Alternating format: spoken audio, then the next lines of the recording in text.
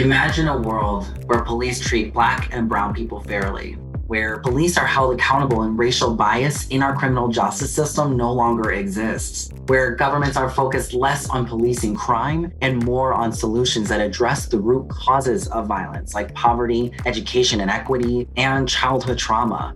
This is a world where cities have public safety systems as diverse as their needs and populations.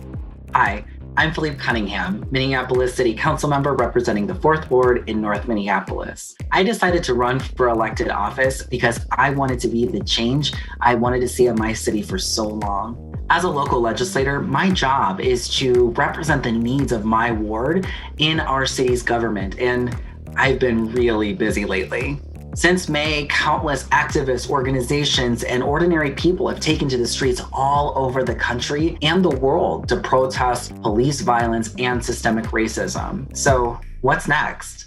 Police reform in the United States is a complicated and unique issue. Our policing is not centralized, and it doesn't fall under the direct control of our federal government. In fact, there are approximately 18,000 locally operated police agencies in the United States. That means making change can be hard because it relies on a lot of different factors. To help you figure out where you can concentrate your efforts and attention, let's talk about the role elected and non-elected officials play in policing and a few things that influence police practices. First up, elected officials. Mayors, city councils, and city managers are responsible for negotiating and approving police union contracts, which lay out how police misconduct is disciplined, and their policies are implemented at a citywide level. Sometimes rigid police contracts make it harder to hold officers accountable for misconduct. District and state attorneys are the top law enforcement officials in each county and region, and they have a lot of power.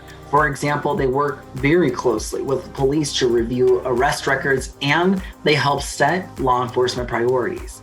State legislatures are responsible for passing legislation affecting police regulations, like requiring additional training. They can promote some accountability in police union contracts as well. Remember, the United States Congress has control over national policing standards. The Attorney General is appointed by the President and has the authority to investigate police departments across the country to determine whether officers or their leadership are abusing their power. That's just the tip of the iceberg, though. So let's keep going. Community review or civilian oversight boards are resident-led and participate in overseeing their local law enforcement agencies. Most of the time, these boards make sure their police are following issued guidance, like wearing body cameras.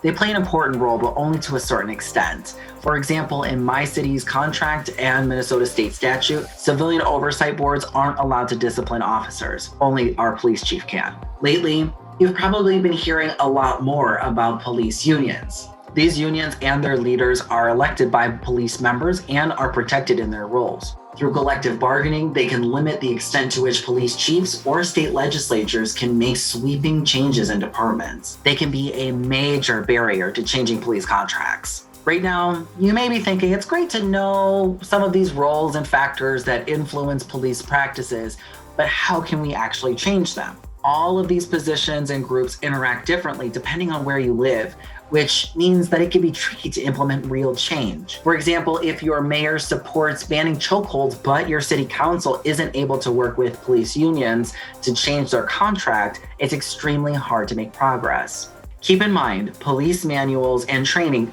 can also dictate police behavior and are decided on a state-by-state basis. In 34 states, training decisions are left to local agencies. Community and problem-oriented policing efforts, de-escalation training, and other best practices that focus on building trust and strengthening police-community relations are also local decisions. So, where do you come in? If you're protesting or organizing on the grassroots level, don't let up. Demand not only meaningful police accountability, but comprehensive public safety systems that don't solely rely on police to keep our communities safe. Vote if you can. Elect prosecutors, sheriffs, and lawmakers who envision the same world you want to see. Think you can do a better job than them? Then run for office. If you've been motivated enough to take the time to organize and protest police violence and discrimination, you can take just as much time to visit myreps.datamade.us to find your federal, state, county, and local elected representatives.